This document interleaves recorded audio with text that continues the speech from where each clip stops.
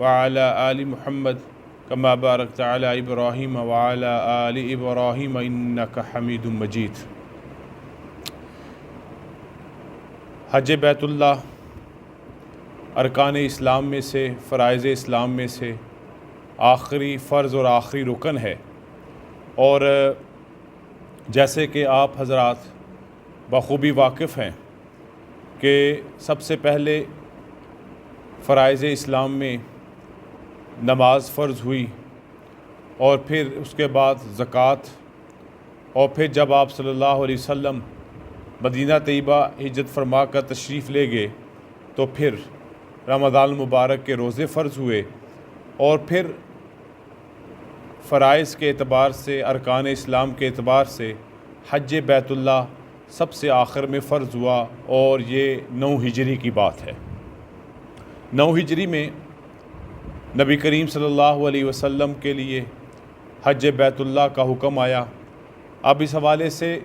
کوئی مستند بات موجود نہیں ہے کہ نبی کریم صلی اللہ علیہ وسلم نے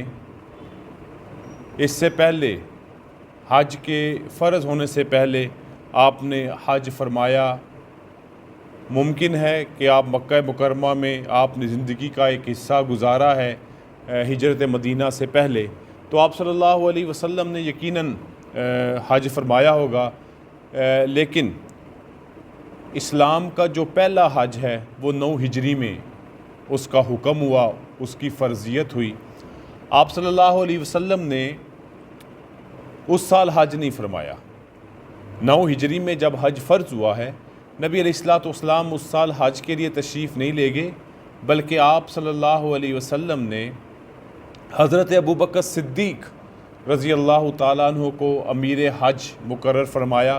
اور آپ صلی اللہ علیہ وسلم نے حضرت ابوبکر صدیق کو حج کے لیے بھیجا، اور چند صحابہ کرام تھے۔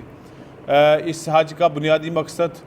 بیت اللہ کی ہر طرح کی گندگیوں سے، شرک سے، اور وہاں پر فتح مکہ میں اگرچہ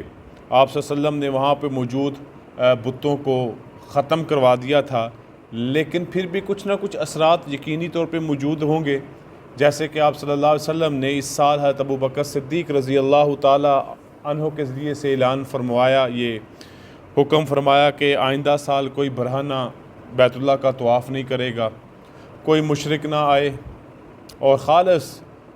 عقیدہ توحید پر مبنی حج بیت اللہ ہوگا۔ تو 9 ہجری کو آپ صلی اللہ علیہ وسلم نے حج نہیں فرمایا، اور آپ صلی اللہ علیہ وسلم نے جو حج فرمایا ہے وہ 10 ہجری میں فرمایا ہے،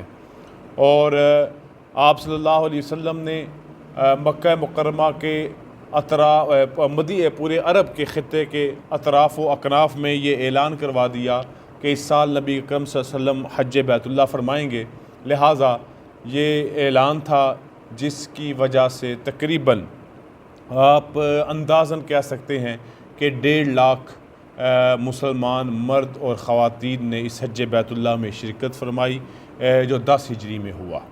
اور نبی علیہ السلام کا مشہور خطبہ حجۃ الوداع بھی ہے، جو کہ آج کا ہمارا موضوع نہیں ہے۔ آج کا ہمارا موضوع اس حوالے سے ہے کہ جیسے کہ حکومت پاکستان نے اعلان کیا کہ 1 مئی سے لے کر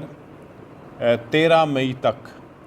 حج کی درخواستیں جمع ہوں گی۔ 1443 ہجری کا جو حج ہے، 2022 میں ہونے والا حج، اور تقریباً 80,000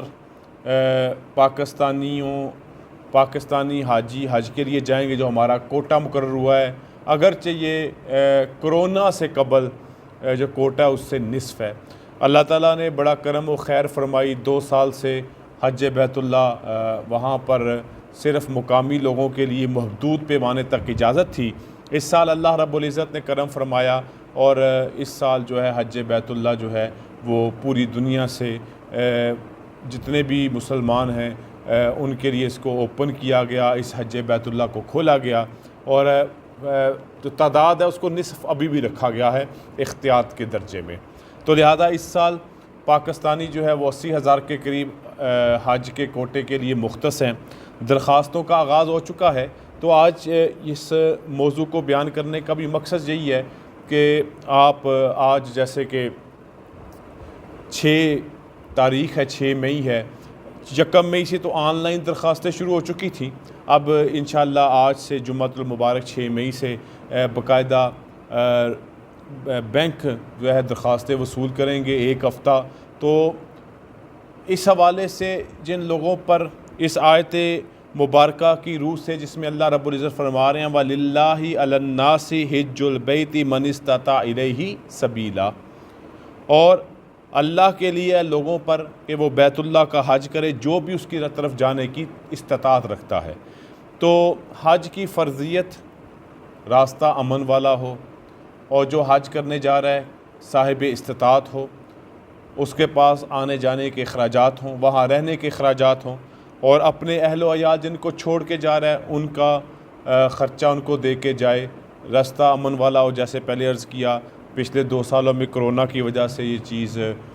بندش تھی، اللہ تعالیٰ نے پھر اس بیت اللہ کی رونقوں کو بحال کیا ہے۔ اس لیے مسلمانوں کو چاہیے بلا تاخیر